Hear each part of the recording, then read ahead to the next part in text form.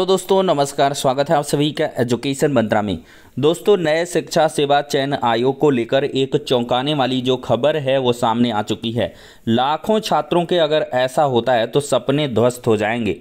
UP TET 2023 को लेकर एक बड़ी अपडेट है और 72,825 जो शिक्षक भर्ती निकली थी उसके आवेदकों के 290 करोड़ रुपए वापस होने की पूरी तैयारी हो चुकी है। और साथ ही साथ दोस्तों, डीएलएड के कोर्स की धज्जियां उड़ी हैं और कोई भी दिलचस्पी नहीं दिखाई गई है छात्रों के माध्यम से, और पूरी लगभग आधी सीटें खाली रह गई हैं।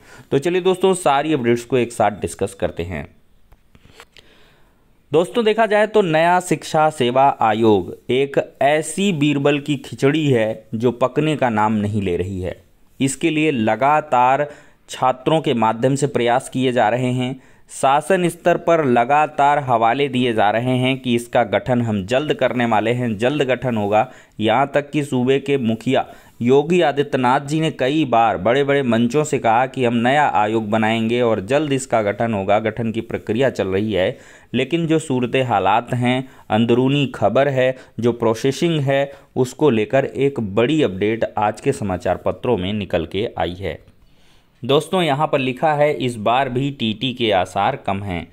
प्राथमिक और उच्च प्राथमिक स्कूलों में सहायक अध्यापक भर्ती के लिए अनिवार्य उत्तर प्रदेश शिक्षक पात्रता परीक्षा यूपी टीटी इस साल भी आसार कम हैं होने के मुख्यमंत्री योगी आदित्यनाथ ने यूपी टेट कराने की जिम्मेदारी पीएनपी कार्यालय से लेकर प्रस्तावित उत्तर प्रदेश शिक्षा सेवा चयन आयोग को सौंपी है। टीटी कराने में न्यूनतम 4 से 5 महीने का समय लगता है, जबकि नया आयोग अब तक अस्तित्व में नहीं आ सका है। पहले आयोग की अधिसूचना जारी होगी, उसके बाद अध्यक्ष और सदस्यों के लिए आवेदन लेकर उनकी नियुक्ति की जाएगी। ये दोस्तों एक बड़ा मसला है।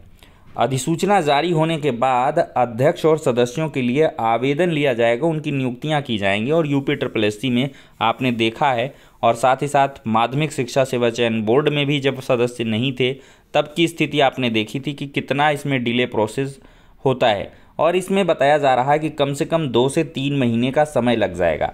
ऐसे में यदि आज की तारीख में भी नए आयोग की अधिसूचना जारी हो जाती है तो इस वर्ष यूपी टेट कराना नामुमकिन होगा। पिछले साल भी परीक्षा नहीं हो सकी थी। उससे पहले नवंबर 2021 के अंत में पेपर लीक होने के कारण 21 जनवरी 2022 को परीक्षा कराई गई थी। तो 2021 का जो टेट है वो 22 में करवाया गया, 22 में टेट नहीं हुआ और 23 में भी टेट नहीं होगा। पूरी की पूरी जो उम्मीद और आसार हैं वो यही दिख रहे हैं कि अगर अधिसूचना जारी होती है, और ऐसी उम्मीद है कि अगस्त में आयोग अस्तित्व में आ जाएगा, तो फिर एक जो झमेला इसमें नज़र आ रहा है वो सदस्यों के चयन को लेकर है। अगर इस समाचार पत्र की माने तो अगर 2 महीने इतना लंबा समय लग जाएगा तो फिर सीधे से देखा जाए तो सितंबर और अक्टूबर का महीना अध्यक्ष और सदस्यों के चयन में चला जाएगा। 1 महीना तो मानकर चलिए कि इसके लिए आवेदन होंगे और फिर इसके बाद नियुक्तियां होंगी, तो प्रोसेस लगेगा। और समझ लीजिए सितंबर में अगर ये सारे काम पूरा हुआ तो अक्टूबर में अधिसूचना जारी हो जाती है, तो नवंबर दिसंबर 2 महीने में एग्ज़ाम क्या संभव हो पाएगा, ये सही कहा जा सकता है। अगर ऐसा है तो दिसंबर लास्ट तक या नवंबर लास्ट तक, या कह लें फिर जनवरी या फरवरी में यूपी टेट संभव हो पाएगा।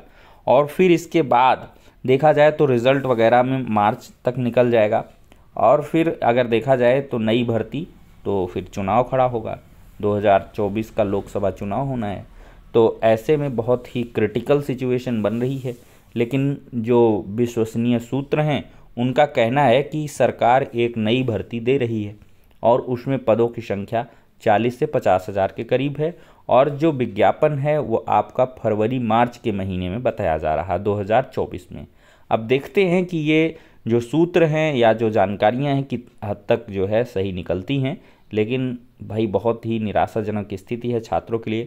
लाखों छात्रों का जो सपना है वो चकनाचूर होने वाला है, जो इस आस और उम्मीद में बैठे हैं कि शिक्षक भर्ती आएगी, यूपी टेट होगा, लेकिन इस साल कुछ भी होता हुआ नज़र नहीं आ रहा है। तो आप यूपी टेट की तैयारी कर सकते हैं, अगर जो उत्तीर्ण हैं तो सुपर टेट की तैयारी करते रहें। बाकी भाई उम्मीद इस वर्ष जो है सुपर टेट एग्ज़ाम की बहुत ही कम है, नेक्स्ट ईयर ही। और देखा जाए तो विज्ञापन निकल पाएगा, एग्ज़ाम वगैरह भी करवा पाना, उसके लिए आवेदन ले पाना, ये सब जो है लंबा प्रोसेस है, तो इसमें भी समय लगेगा। लेकिन छात्रों को बस यही है कि किसी तरीके से शिक्षक भर्ती का विज्ञापन जारी हो जाए, कभी भी भर्ती पूरी होगी हमको वो मंजूर होगा, लेकिन अब विज्ञापन आना चाहिए। तो फिलहाल के लिए दोस्तों देखते हैं क्या कुछ होने वाला है। दोस्तों, शिक्षक भर्तियों के सूखे की वजह से डीएलएड के जो कोर्स हैं वो खत्म होने की कगार पर हैं। 1,33,000 सीटें रिकॉर्ड तोड़ इस बार खाली रह गई हैं। 28 जुलाई तक आवेदन की डेट बढ़ाई गई। दोबारा मौका मिलने के बावजूद अभ्यर्थियों ने कोई खास दिलचस्पी नहीं दिखाई है। निर्धारित तिथि तक 1,21,246 छात्रों ने रजिस्ट्रेशन करवाया और जिनमें से 99,747 अभ्यर्थियों ने प्रवेश के लिए फीस को जमा किया है। पूरी तरीके से फॉर्म भरे हुए आवेदन पत्र के प्रिंट आउट लेने की अंतिम तिथि 30 जुलाई है। इस बार प्रदेश के 67 जिला शिक्षा एवं प्रशिक्षण संस्थान में जो सीटी की 10,600, 2,974 निजी कॉलेजों की 2,22,750, कुल 2,33,000 सीटों पर प्रवेश दिया जाना है। साफ है कि 1.25 लाख से अधिक सीटें खाली रह जाएंगी। इससे पहले अंतिम तिथि 27 जून तक तकरीबन 57,000 अभ्यर्थियों ने ही पंजीकरण कराया था, जिसके चलते आवेदन के लिए 27 जुलाई तक एक बार और मौका दिया गया। प्रदेश में 4.5 साल से कोई शिक्षक भर्ती न आने से और शिक्षक भर्ती में बीएड मान्य होने से डीएलएड के प्रति जो रुझान है वो लगातार कम हुआ है। यही कारण है कि प्रदेश के 28 निजी कॉलेजों ने इस साल जो है प्रवेश लेने से इनकार कर दिया है। दोस्तों, सूरत हालात नए और पुराने आयोग के बीच झूल रहे असिस्टेंट प्रोफेसर के आप देख सकते हैं। जून के बाद से सैकड़ों पद खाली हैं। नए आयोग के गठन के बाद ही निदेशालय तैयार करेगा रिक्त पदों के ब्यौरे को। तो प्रदेश के शासकीय सहायता प्राप्त महाविद्यालयों में 30 जून के बाद बड़ी संख्या में असिस्टेंट प्रोफेसर के पद खाली हो चुके हैं, लेकिन अभ्यर्थियों को इन पदों पर भर्ती के लिए इंतजार करना होगा। अभी तो यह भी तय नहीं हुआ है कि पुरानी भर्ती कब पूरी होगी, तो नई की तो आप बात छोड़ ही दीजिए।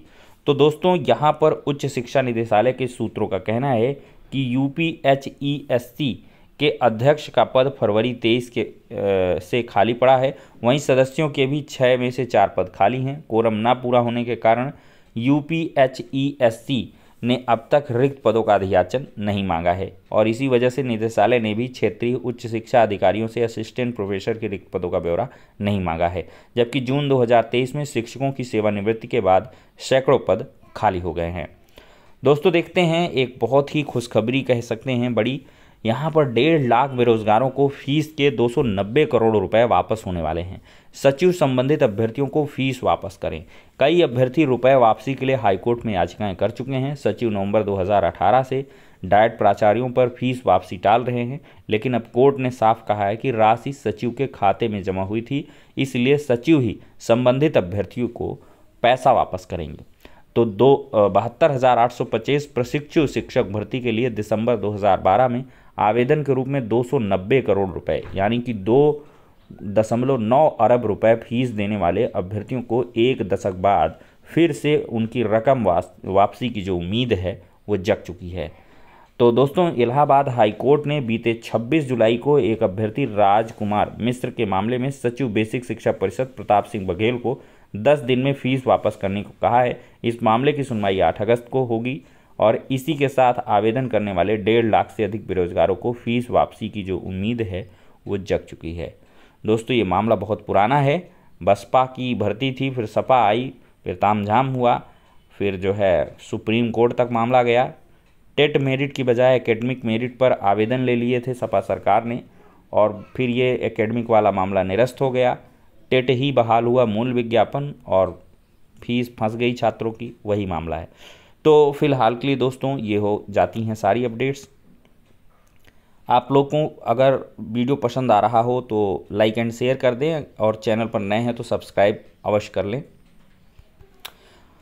बाकी जो छात्र बीपीएससी की तैयारी कर रहे हैं वो लोग लगातार तैयारी करते रहें भाई। वहाँ से भी अपडेट यही निकल के आ रही है कि जो डेट है एग्ज़ाम की वो फिक्स रहने वाली है।